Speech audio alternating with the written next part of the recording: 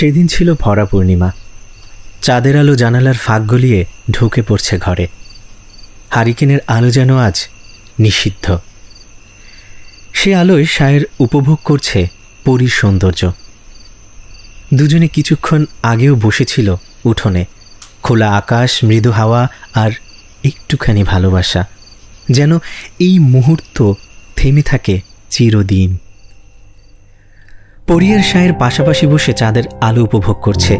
শায়েরের প্রতিটি শব্দে পরীর জন্য উপচে পড়া ভালোবাসা। পরীর মন ভরে উঠল সুখে। প্রতিটি স্ত্রী তো স্বামীর এমন ভালোবাসাই চায়। ঠিক তখনই দরজায় জোরে কড়া নাড়ার শব্দ। শায়ের বিরক্ত হয়ে বলল, কে? এরপর জানুন সেই গল্প পরিযান উপন্যাসে। এখনই সংগ্রহ করুন রকমারি থেকে।